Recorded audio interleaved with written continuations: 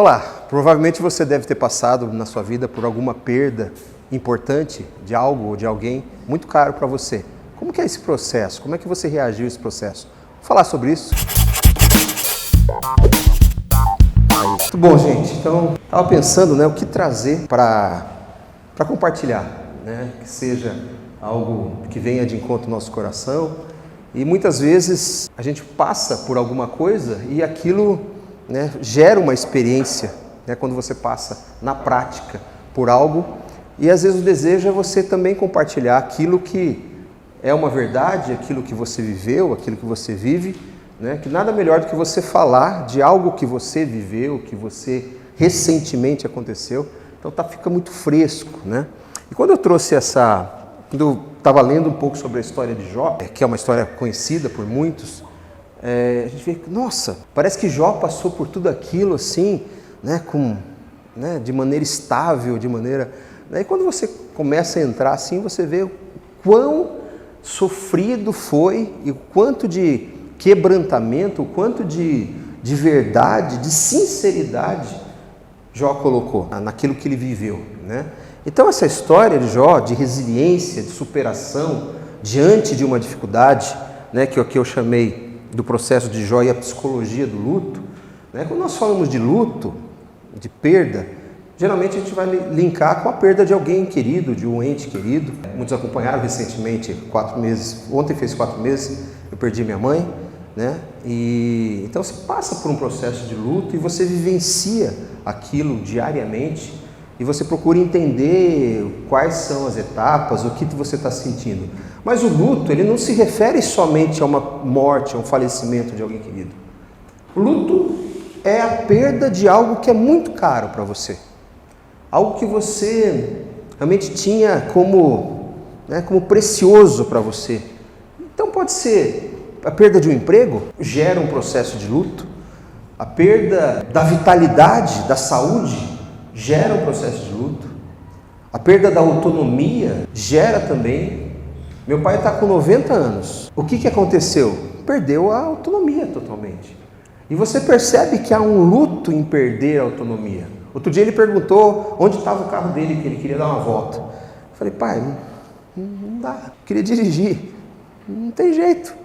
Não dá mais. Onde está meu carro? Já foi. Já vendi. Ah, vendeu? Vendi. Então, assim, a perda da autonomia é um processo de luto. A perda de um animal de estimação gera um processo de luto. Aqueles que têm um apego grande.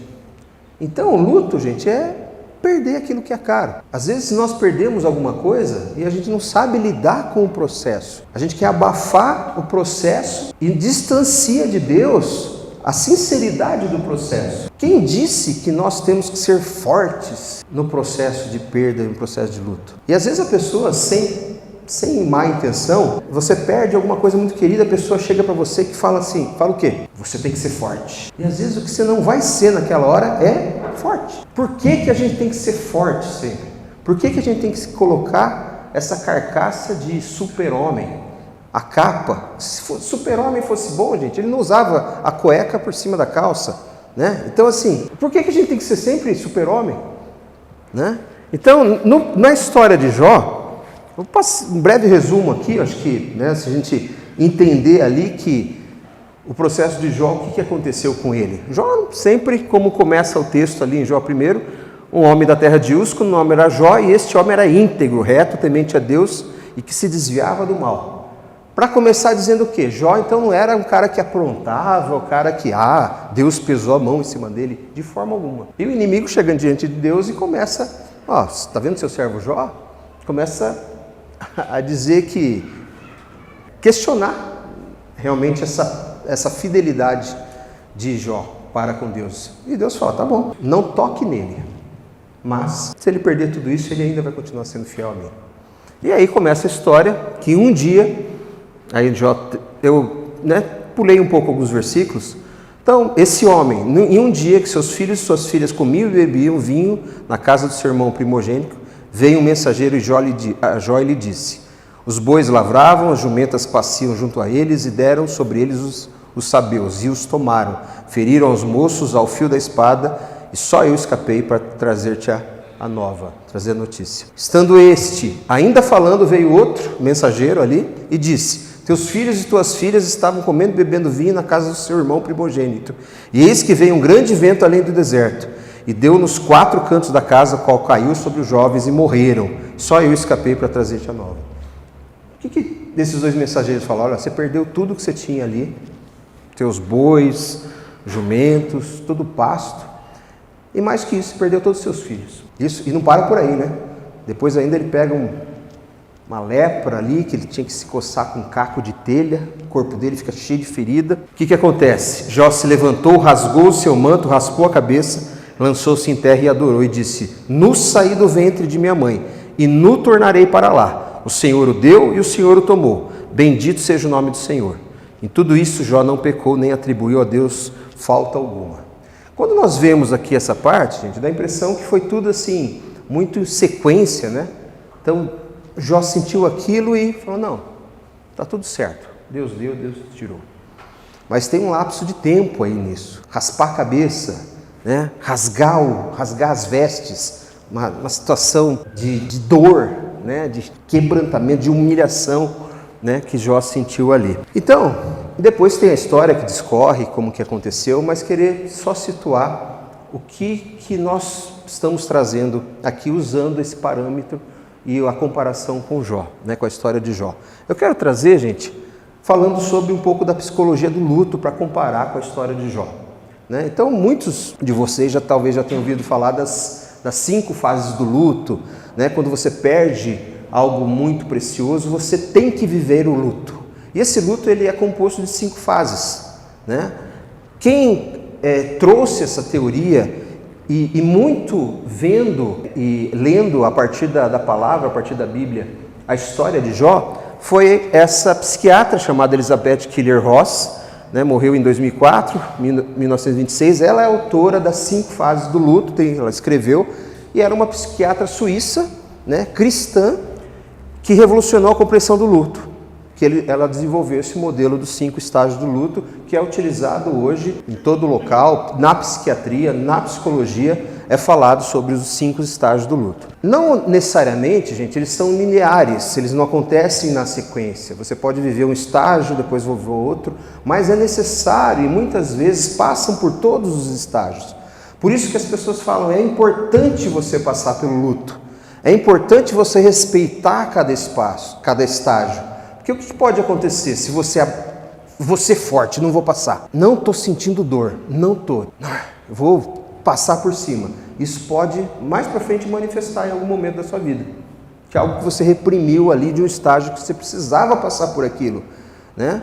Então, a Elizabeth Kübler-Ross escreveu um livro sobre isso e depois outros estudos. Isso é estudado até hoje e é visto, comprovado, né, agora como uma ciência. Vou falar dos 5 estágios, né? Eu acho que muitos já devem ter ouvido falar dos estágios, que seria a ordem natural a partir do momento que você perde algo ou alguém importante. Que a primeira fase é a negação. Isso não pode estar acontecendo. Não, eu acho que não é bem assim, eu acho que não aconteceu. Você já vivenciou isso alguma vez? De você negar o fato? Uma vez, gente, logo que eu cheguei em Curitiba, eu tirei um carro no consórcio e o carro estava com 1.000 quilômetros. Aí eu parei o carro na frente da casa do meu primo, no apartamento, lá no centro cívico, e eu ia lá pegar alguma coisa, eu ia ficar acho que uns 15 minutos. E aí eu desci do apartamento, desci do carro, subi no apartamento, e fiquei lá, fiz o que tinha que fazer. Na hora que eu desci, peguei a chave do carro, saí lá na frente. Cadê o carro? Não, mas não é aqui que eu parei o carro. Eu acho que foi na rua de trás. Não tinha rua de trás. O apartamento dava só para aquela rua. Eu entrei no prédio e fui querer atravessar. Eu falei, não tem outra rua, é lá mesmo. Voltei, não, mas acho que eu não parei aqui na frente. Eu negando, não, acho que eu parei na rua. Aí fui na rua, na esquina, fiquei procurando o carro. Não, mas onde que eu parei o carro? Não parei. Até que caiu a ficha que eu parei o carro lá na frente do apartamento mesmo.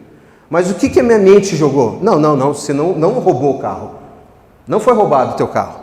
Já aconteceu isso com você? Você ter certeza que alguma coisa aconteceu, peraí, não, acho que não foi. Não foi isso que aconteceu. Por que essa negação, gente? Porque é difícil aceitar a realidade. da perda. A gente não trabalha bem com perda. Você perde um negócio, perde um jogo de futebol, gente.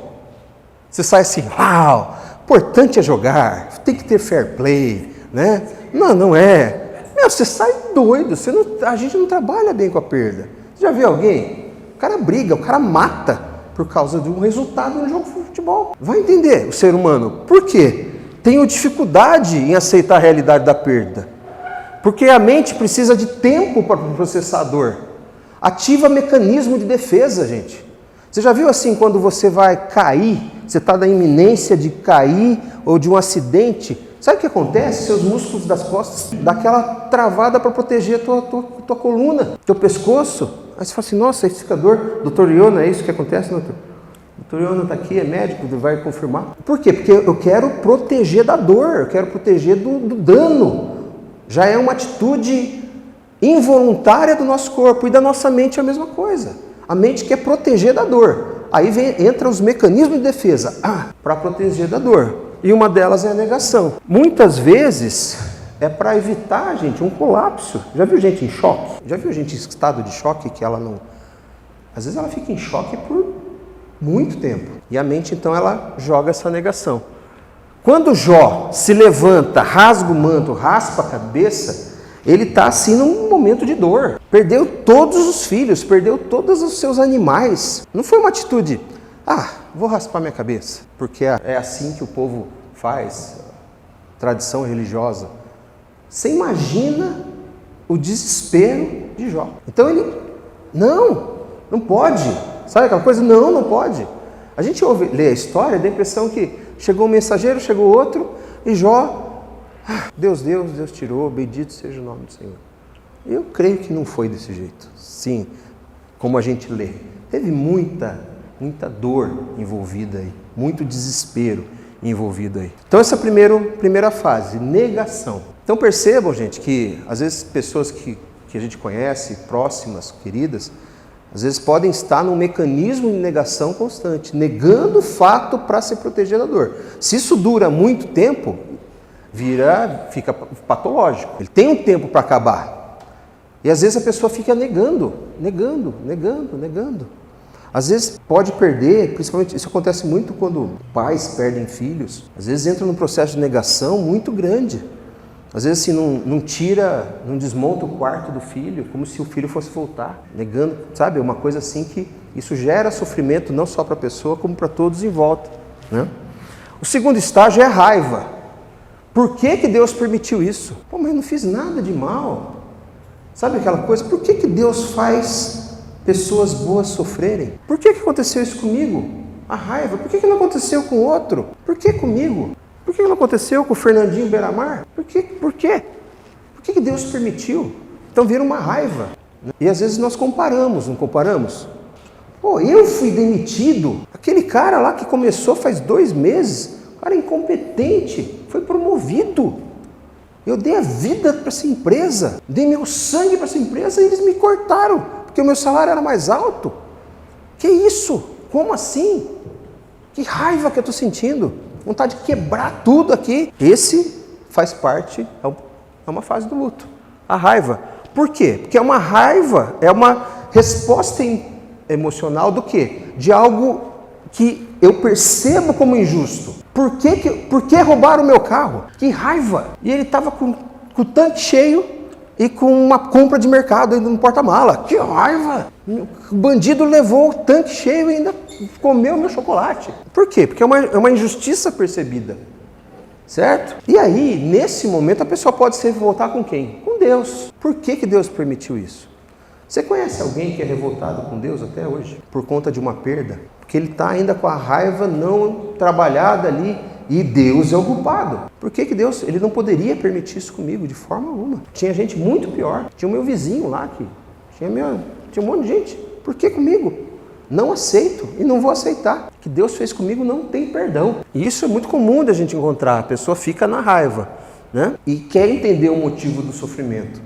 O problema, gente, é que muitas vezes nós queremos respostas e muitas vezes nós não vamos ter. Por que eu perdi? Deus, me justifica, me dá uma resposta que me convença. Foi como ele fez com Jó. Jó contendeu com ele, Jó chegou, mas Deus, o que está acontecendo? E aí Ele é soberano. Então nós não vamos ter todas as respostas que nós queremos. E esse sentimento, gente, também é forte em pessoas de fé. Porque, logo, se eu tenho fé, se eu tenho proximidade com Deus, se eu sou íntimo de Deus, é como se eu fosse um filho predileto de Deus, então ele vai me livrar. E Jesus fala o que pra gente?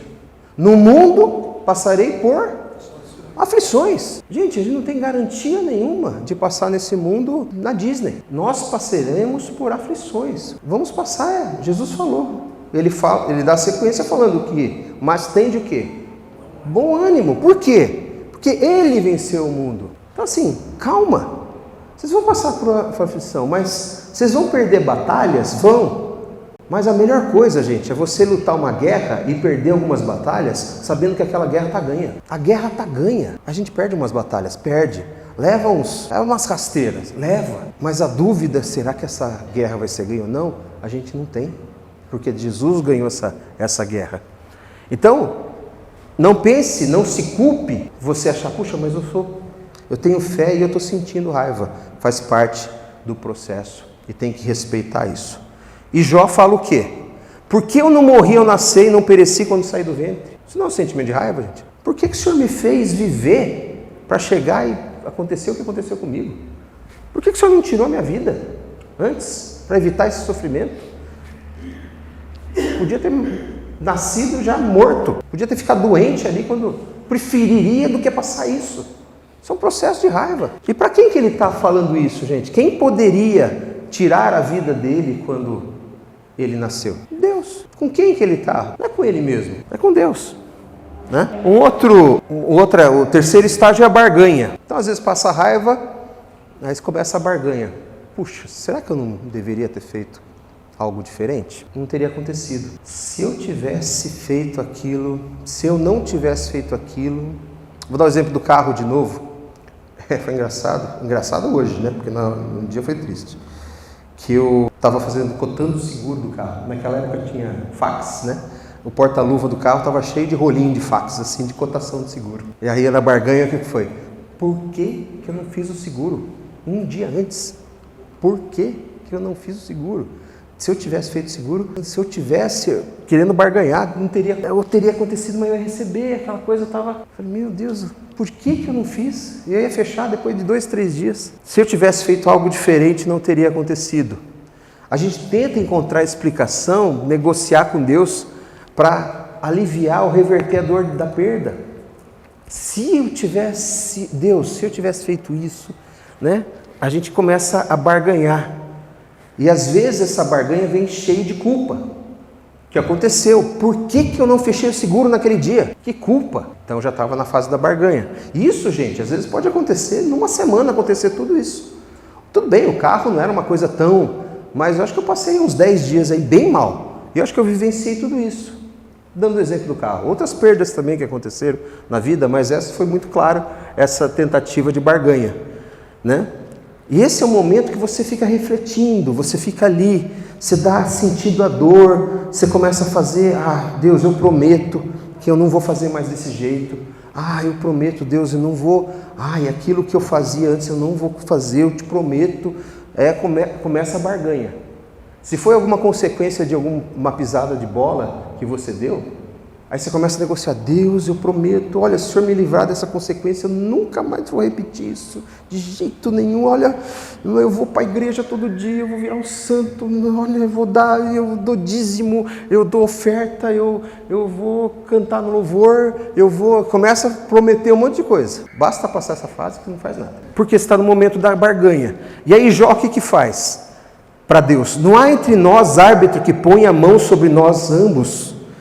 Tire ele a sua vara de cima de mim, não me amedronte o seu terror. Quer dizer, não tem alguma coisa, não tem um árbitro, não tem alguém que alivie a minha barra. Tire esse peso, tire esse terror que eu estou vivendo. Tem alguma coisa, tem alguém que julgue a minha causa. Falando com o próprio Deus. Deus, não tem ninguém aí que pode ficar entre eu e você. Olha Jó, aquele Jó que você fala, nossa, realmente ele sentiu, tentou barganhar. Não tem um jeitinho? Tem um jeitinho de passar essa dor? Jó faz isso, na tentativa da barganha, vivendo o luto dele, de tudo aquilo que ele perdeu. A quarta fase é a depressão. E a tristeza. A dor não foi embora. Você ainda está sentindo, você está barganhando. Aí você se isola, você entra em depressão. E talvez a depressão, gente, não viver uma doença, uma depressão, mas você entrar em um estado depressivo. Fala pouco, fica quieto, triste, apático, não vê sentido na vida, está ali, está apagado, vê o mundo preto e branco, não dá vontade, perde a motivação, fica no automático. Então não necessariamente é uma depressão doença, mas sim um estado depressivo. Por quê? Não tem saída para essa dor não vai embora. Eu vou viver sua vida como folha ao vento, eu vou só no automático. Que é essa tristeza, que é essa desesperança. Emocionalmente você está exausto, você acorda exausto de manhã, né? Aqui você aceita o sofrimento, e às vezes até aceita achando que merecia o sofrimento. Aquilo que você lá atrás achava, mas eu não mereço.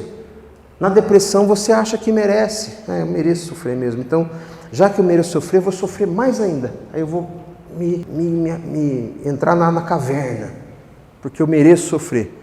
É um momento de recolhimento, a gente se sente desmotivado, sem força, sem esperança para continuar. É onde você chora, onde você... E não adianta alguém chegar para você e falar assim, não, você tem que ser forte. Não adianta, gente. Não adianta. Ah, é? Nossa, que bom. Já que você falou que eu tenho que ser forte, você. Puxa, que bom. Não sabia disso.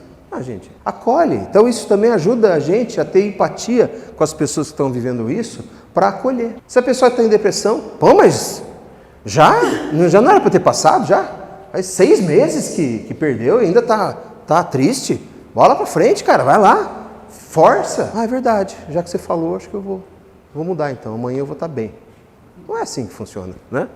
Jó, o que ele fala ali no capítulo 30? Agora minha alma se derrama dentro de mim. Dias de aflição se apoderam de mim. De noite os meus ossos me são traspassados e os meus nervos não descansam. Já se sentiu assim? A alma derramando, parece que a alma derrete dentro da gente. Dias de aflição, o dia não tem sentido, né? Se apodera. De noite é uma dor, você não acha posição para dormir, você não dorme. Os nervos não descansam, você está tenso, né? Você está trêmulo, não descansa. Era como Jó se sentiu. Então veja que ele, antes de chegar e falar, Deus, o Senhor é soberano, o Senhor deu, o Senhor tirou, ele viveu muita coisa, ele passou pelas fases do luto. E por último, a aceitação. A última fase é a aceitação, onde você fala, apesar de tudo, bola para frente, Deus ainda está no controle, Deus é soberano, vou transformar isso num outro, estou fortalecido, entendi, era um ciclo mesmo, né? Agora, né, não vou deixar a minha vida parar e vou bola para frente, né? Então a aceitação não quer dizer que a dor desaparece, você pode continuar com a dor, mas é uma dor que já cicatrizou, já está, sabe quando está aquela casquinha, né? Você fala assim, vou evitar ficar cutucando, porque se eu cutucar vai sair sangue, então fala, deixa ela lá, eu estou vendo, às vezes você lembra dela, né? Mas não é que a perda deixa de ser significativa, vai continuar sendo. E às vezes vai continuar sendo o resto da vida, gente. Eu lembro que teve uma senhorinha, quando eu perdi minha mãe, que chegou assim para mim, falou assim, eu estava chorando. Aí ela falou assim, meu filho, não chora não, você sabe que ela está com Jesus, então assim, não chora que ele está com Jesus. Eu falei, minha irmã, eu sei que ela está com Jesus, mas não queria que ela estivesse com Jesus hoje. E eu vou ficar triste sim. Então assim, ela está com Jesus. Ai, que alegria que eu tô, que a minha mãe... Não, vou falar a verdade, gente. Alguém que está com pressa de estar com Jesus, fala assim, se fosse hoje à noite, nossa, Márcio, assim, pressa, mas assim, querendo dizer o sentido assim de, eu tenho pressa para morrer? Alguém aqui tem pressa para morrer? Depois a gente vai bater um papo aí, não é, gente? Então assim, a gente começa na aceitação, encontrar o quê? A paz em meio ao sofrimento. Eu posso estar sofrendo, mas posso estar em paz. A pior coisa que você tem é você estar sofrendo e não estar em paz. Aí quando a gente encontra, apesar da dor, a vida continua, Deus tem um propósito maior, Deus teve um propósito com isso, né? A soberania divina, ela existe, ela é real, e eu dependo desse Deus, e Deus tem algo com tudo isso, e outras pessoas dependem de mim, outras pessoas, né? Você começa a ter a tua vida restaurada apesar da dor que você ainda está sentindo, né? E aí Jó chega no final de tudo, na aceitação, onde, né, na história ali você vê que Deus restituiu tudo para ele, né? Passou todo esse período de dor, né, de doença, né? A mulher dele chegou, ele não tinha apoio dos amigos, ele ficou sozinho. A mulher dele, quando viu o sofrimento dele, falou: amaldiçoa esse Deus e morre.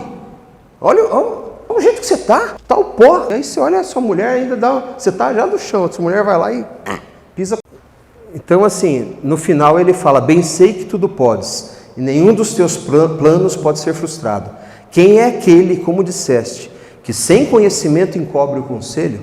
Na verdade falei do que não entendia, coisas maravilhosas demais para mim que eu não conhecia. Então, depois de tudo, ele fala: tem coisas maravilhosas para mim que eu não conheço, que eu sei que Deus vai me dar.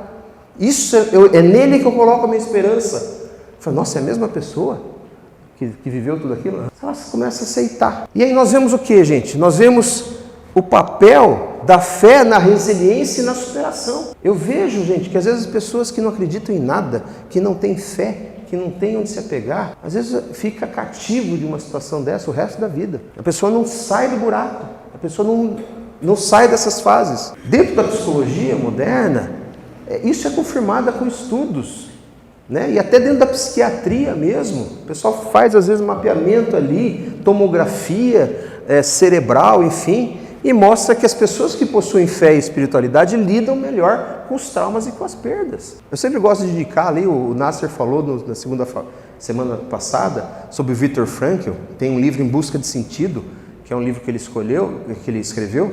Gente, é muito bom ler aquele livro, que mostra realmente que as perdas, os traumas que você vive, quando a sua vida tem significado, tem um propósito maior, não que você passe ileso, mas ele é muito melhor para lidar, é muito mais fácil lidar. É muito mais rápido o tempo de dor. Porque a esperança em Deus fortalece a alma. Salmos 34, 18 diz o quê? O Senhor está perto dos que têm o coração quebrantado e salva os de espírito abatido. Deus está ali. Você está com o coração quebrantado, o seu espírito está abatido, está mal, está em depressão, está ruim. O Senhor está perto de você. O Senhor não abandona. Deus está ali. Deus está vendo o sofrimento. Ele entende o seu sofrimento. Ah, mas eu estou com raiva de Deus. Gente, você acha que Deus fica de biquinho? Ai, está com raiva de mim, meu filho. Não estou incentivando você a ficar com raiva de Deus, né? Porque quer brigar com Deus, a gente vai perder. Mas assim, você colocar... Eu já coloquei várias vezes. Deus, eu estou meio bravo com o Senhor. Sabe aquele filho que está bravo com o pai? Eu não sei que não deveria. Eu sei que se o Senhor dá um sopro aqui, eu caio duro. Mas eu estou sentindo, não estou entendendo muito. Então, Ele está perto. Ele não vai se assustar. Ele não vai se escandalizar com a nossa raiva. Deus não se escandaliza com nada. Romanos 5, 3 e 4 diz: e não somente isto, mas também nos gloriamos nas tribulações, sabendo que a tribulação produz o quê? Perseverança.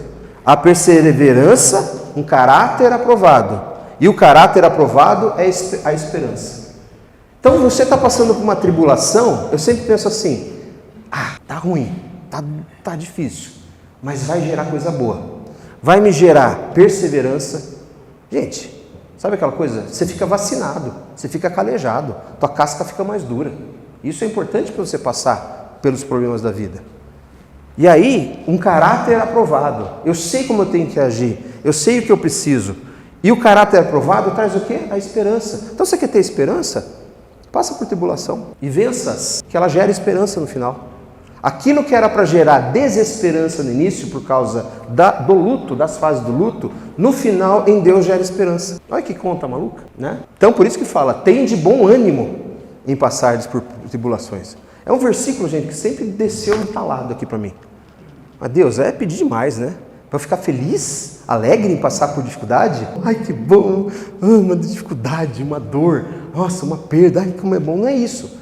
Se anima, procura se animar para ver o que está à frente. Eu sei que vai estar complicado, mas ela vai gerar coisa boa lá para frente. Então, se anima com isso. Eu sei que está doendo agora, você está chorando, mas lá na frente vai te gerar coisa boa. Lá na frente é para produzir coisa boa, meu filho. Então, se anima com isso. Então, não é você se animar com a situação. Deus fala: não, você pode chorar. Qual que é o versículo mais curto da Bíblia, gente? Você sabe? Jesus chorou. Quando? Ele perde quem? Não, ele perde o Lázaro, né? Perde o amigo. Perdeu um amigo. Você já chorou quando você perdeu um amigo? Ah, não, eu sou macho, sou homem. Eu fiquei máximo triste. Chorar não, né? Jesus chorou quando Lázaro morre. Então, Jesus se mostrou vulnerável, sendo Deus, sendo quem Ele é. Né? Então, gente, eu acho que é importante nas tribulações passarmos sim, vivermos as fases que o luto da tribulação, das perdas que a tribulação nos proporciona, mas sabendo que tem algo além, tem algo a mais, tem algo bom, que a história não acabou. O diálogo de Jó com Deus é o reconhecimento da soberania. Eu acho tão bonito isso, que Davi fazia muito isso, né? De chegar diante de Deus e rasgar o coração do que estava sentindo, falar, e se ele estava mal, e se ele, Deus, você está pesando a mão, o Senhor está pesando a mão de mim, eu não fiz, meus inimigos, um monte de gente querendo me matar, o que está acontecendo, Deus? Sabe aquela coisa, eu estou assim, eu choro de noite e de dia. Aí você fala assim, nossa, é murmurador. Não é murmuração, ele está rasgando o coração. Jó, o que ele faz? A dor humana é confrontada com a soberania divina. A dor do ser humano, pequenininho, imagina a soberania divina. Ele expressa o sofrimento, dúvidas, questiona a razão do sofrimento, mas reconhece a soberania de Deus. Ele fala com Deus. Ele, não tem um árbitro aí para julgar? Como assim? Se fosse uma briga, né? Vamos ver, julga alguém para julgar? Mas não, né? Após isso, Deus responde a Jó, porque Jó que começa a questionar, né? Deus. Aí vem Deus e fala, então do meio de um redemoinho, respondeu o Senhor a Jó e disse, quem é este que escurece o conselho com palavras sem conhecimento? Cinge agora os teus lombos como homem. Eu te perguntarei e tu me ensinarás. Onde estava tu quando eu fundava a terra? Faz-me saber se é que tens entendimento. Nossa. Quando eu estava ali dando ordem para faça-se a luz, onde que você estava? Eu sou soberano, eu não preciso te dar satisfação. A gente quer que Deus preste contas para a gente muitas vezes. E Deus fala assim, quem é você? Uma vez eu vi um meme, não sei se vocês viram, que tem aquela coisa do meu corpo, minhas regras, né? Vocês sabem do que eu estou falando? E estava assim, meu corpo, minhas regras. E aí aparece Deus olhando assim, meu universo, minhas regras. Tipo, quem é você? Eu te criei do pó, eu que te fiz, eu que coloquei você no cérebro, no pensamento. Aí vem você, com o seu entendimento, né, com palavras sem conhecimento, me confrontar, dizer que você é dono de alguma coisa. Quem é você? Eu sou soberano, as regras são minhas, o que você tem que fazer é obedecer. Acha Deus, mas o Senhor é assim. Você quer se dar bem na vida? Você quer trilhar um caminho de justiça? Faz isso. Não quero inventar moda, não quero inventar conceitos, sofismas, filosofias vãs, humanas. É isso que Deus está fazendo. Faz-me saber, me ensina então, já que você tem entendimento, me ensina. Onde que você estava quando eu fiz a terra? Para a gente poder debater, né? Então, depois de ouvir uma dessa, gente, se eu ouvisse uma dessa, o que você fazia? Eu colocaria o meu rabinho no meio das pernas e ficava pianinho, se eu quiser contender a Deus. Então respondeu Jó ao Senhor e disse, bem sei que tudo podes, e nenhum dos teus planos pode ser frustrado. Eu vou e reconheço a soberania de Deus, me submeto a ela e está tudo certo. Mas passo pelas fases difíceis. A minha carnalidade, a minha fragilidade humana faz ter que eu passar, vai ter que eu passar. Vai fazer eu passar por aquilo. Então o diálogo com Jó é importante. Então, gente, quebrante seu coração na presença de Deus. Está revoltado com alguma coisa que aconteceu? Está meio longe de Deus por causa disso? Chega diante dele. Deus, eu sabe o que estou lendo do do Senhor? Porque eu não está descendo o que aconteceu. Se quebranta na presença dele. Dialogue com Deus. Ele vai responder você. O que não é bom negócio é se afastar dele. Então, gente, só para nós finalizarmos, já deu o horário aqui, mas rapidinho, eu queria fazer um breve resumo daquilo que nós aprendemos com Jó. Falando em termos das perdas, do luto, do sofrimento e depois da aceitação, que é a última fase aí do luto, e Jó no final aceita, reconhecendo quem é soberano e tem tudo restituído ali, depois que tudo isso acontece com ele. Então, primeira lição, o sofrimento pode nos abalar, mas ele não tem poder para nos destruir. É isso mesmo, gente. O sofrimento ele não tem poder em si mesmo para nos destruir se a gente não deixar. Ele nos abala, sim, abala. Ninguém é ileso do sofrimento. Não, pode vir que eu aguento. Eu sou super-homem, eu sou machão. Não, você vai se abalar, você vai bambear, você vai... Opa, mas ele não tem poder para nos destruir. Passar pelas fases do luto não é um processo linear fácil. Cada fase é um caminho profundo e doloroso, mas também é uma jornada de transformação. Por quê? Porque as tribulações provocam coisas boas, provocam perseverança, provocam caráter aprovado, provocam esperança. Então, o processo é duro. É igual purificar prata. Não dá para purificar prata lavando ela na água corrente quentinha. Tem que ser no maçarico, no fogo. Então, muitas vezes, o maçarico vem e queima a pele. Mas é uma jornada de transformação e de purificação. Podemos passar pelas maiores perdas, mas a nossa fé em Deus é que nos dá as forças para erguermos. Sabe o filho, quando se afasta do pai, briga com o pai? E aí depois, filho pródigo, mas vamos falar filho pequeno assim. Você fala assim, ó, não vai lá que lá é escuro, lá pode ter problema para você, lá não dá para ver. Pode ter prego ali que você vai pisar, vai machucar o pé. E a criança, onde ela vai? Lá. Aí ela vai, né? Pai não sabe nada. Aí ela vai lá e pisa no prego. Para quem que ela corre? Pai, pisei no prego. Eu acabei de falar. É mais ou menos isso. Volta para Deus. Ai, Deus, foi ruim sair da presença. Então, a nossa fé é em Deus que nos dá as forças. Ele não nos promete em lugar nenhum na Bíblia, em nenhum lugar, para ninguém, Deus nos promete uma vida sem dor. Você foi em alguma igreja que falou assim, não, aqui, gente, que você não tem dor.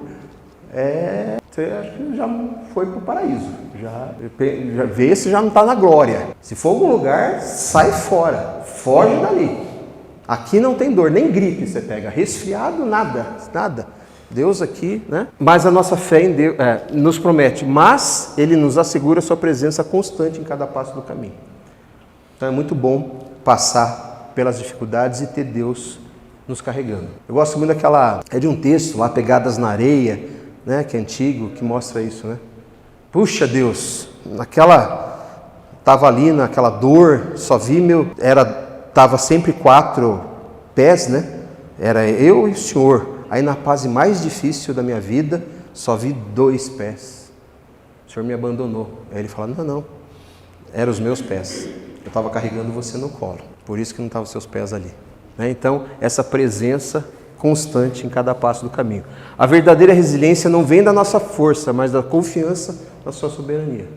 Não pensa que resiliência é algo humano, gente. É algo que, eu sou resiliente, eu aguento. Diante de situações como essa. Jó em si mesmo não tinha condições nenhuma. Se ele continuasse ali, eu tenho certeza que ele ia se suicidar do jeito que estava. Mas ele buscou, na fonte certa, força para se erguer. A fé verdadeira não é sobre ter todas as respostas, mas confiar em quem tem todas as respostas. Cuidado, gente, com esse negócio de querer ter todas as respostas de Deus. E quando você não tem, você fala assim, está faltando alguma coisa, vou buscar em outro lugar. Não, eu confio em quem tem todas as respostas. Ai Deus, mas por que acontece isso? Porque gente boa sofre também. Por que a gente começa a viajar em coisas que ninguém tem a resposta? Mas eu confio nele que ele tem todas as respostas. Talvez um dia a gente vai conseguir entender isso. Mas hoje, dentro da nossa pequeneza, da nossa cabecinha pequena, a gente não vai conseguir compreender isso. A gente pode até tentar justificar, criar uma teoria, mas ela é vazia em si mesmo. Terminando, gente. Deus pode transformar nossa dor em propósito, a nossa perda em aprendizado, né? Quantas vezes que alguma situação de dor que você vivenciou foi bênção, foi algo muito bom para as outras pessoas, que você pôde usar aquilo para gerar aprendizado, Então, ela sempre tem um propósito para isso. É na confiança plena de que Deus é soberano, mesmo quando nós não vemos a saída, que encontramos a força para superar. Então é confiança na soberania de Deus, que Ele tem o controle de todas as coisas. Em nenhum momento Deus perdeu o controle das coisas. Por mais caos que você veja aí fora, em nada Deus perdeu o controle das coisas. E não é a dor que define quem somos, mas a forma como nós respondemos a ela. Hoje eu te contemplo face a face. Proximidade que gerou, né? Depois de toda a aprovação, depois de tudo que ele passou, ele não esmoreceu e conheceu o Senhor face a face. Olha, é um ensino que não tem quem tire mais, né? Relacionamento, né? A verdadeira resiliência nasce da fé inabalável de que com Ele nada é impossível. Nada é impossível com Deus. Pode parecer uma situação, gente, eu não sei que situação você está vivendo. Ou que você já vai viver, ou que você vai viver ainda. E você fala assim, não, essa não tem jeito. Agora complicou. Agora o negócio pegou mesmo. Não tem situação. Então resiliência é você ter uma fé sabendo que nada é impossível. Situação nenhuma é impossível. Mas pode provocar, sim, dor, as fases do luto, raiva, depressão, tristeza, barganha. Tem uma jornada, mas com Ele nada é impossível. Se torna, não vou dizer mais fácil, mas com propósito. Se torna alguma coisa que no final você entende. Você não fica carregando aquele sentimento de que alguma coisa não fechou. Ficou alguma coisa aberta que você vai carregar aquilo, às vezes em forma de rancor, de mágoa, né? Eu conheci uma pessoa que uma vez ela teve vários problemas ali com a empresa e tal, e ela carregava uma mágoa do pessoal, porque ele tinha sido doado por muito tempo, e assim, ele carregava uma dor, sabe, por muito tempo, já tinha passado aquilo. Precisa fechar esse ciclo. Era um luto que não tinha fechado. Estava na fase da depressão, da raiva. Enquanto não aceitou, a vida dele não foi para frente, não seguiu. Ficou circulando naquilo, ficou vivendo aquilo. A vida dele ficou aquilo, ele só falava naquilo. Começava a falar, vinha um amargor assim na boca dele, você percebia que eles não podiam ter feito aquilo que ele fez. Não poderiam. Quanto tempo foi? Faz 20 anos, mas eles não poderiam. Acabou com a minha vida. Cara, olha a tua vida aqui, você está vivendo, olha, bola para frente. Mas eles não podiam. Fica aquele sentimento ruim. Então, gente, eu acho que como desafio para nós é se conhecer, né? E entender realmente que diante de perdas é importante passarmos por lutos. Eu estou falando assim, gente, de perdas significativas, né? Lógico que, perdi meu tablet. Eu vou passar por... né? Depende do conteúdo, né? Às vezes o cara está com a vida dele inteira ali no tablet. Mas eu quero dizer assim, alguma coisa que lhe é cara, principalmente pessoas. E a gente sabe que é o ciclo da vida, essa é a certeza que nós vamos ter, né? Talvez você já tenha perdido pessoas muito próximas, muito caras, e tenha vivenciado essas fases, e é importante com Deus superá-la, cada uma dessas. Talvez uma perda de um emprego importante, uma empresa quebrada, falida. Alguém já teve empresa que quebrou a empresa? Não precisa levantar a mão, mas quando você, né? Uma empresa falida, você vive um luto, ainda mais o homem. Você quer entrar na toca, principalmente quando a tua vida, o teu CPF, ele é fundido ao CNPJ da empresa. Você não se vê fora da empresa. A empresa é você é a empresa. Aí você perde a empresa, perde você junto, porque o seu CPF está ali. Cara, a sua identidade está na empresa, né? Então, que Deus nos ajude, gente. A gente foi um pouquinho além do tempo, mas, né, acho que a gente pedir para Deus nos abençoar quando vivermos situações assim. Vamos orar, gente?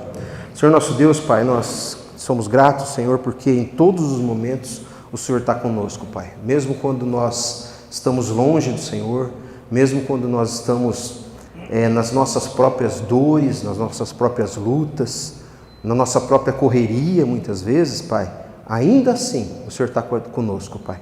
Então, o Senhor nos ajude, Pai, quando passarmos por perdas, quando passarmos por dores, Senhor, nós agirmos como Jó agiu, colocando a sua situação, o seu coração diante do Senhor, expondo todas as fases do seu luto, mas no final buscando no Senhor resposta e aceitação e conforto para tudo isso, Pai. Então, que a gente aprenda, Senhor, com a vida dele, que na nossa vida também isso seja uma verdade, Senhor. Então, nos dê uma semana abençoada, nos dê uma semana próspera, uma semana, Pai, de saúde, acampe os seus anjos ao redor de onde estivermos, para que a gente possa, Deus, buscar crescer, buscar se desenvolver naquilo que o Senhor pede para cada um de nós, Senhor.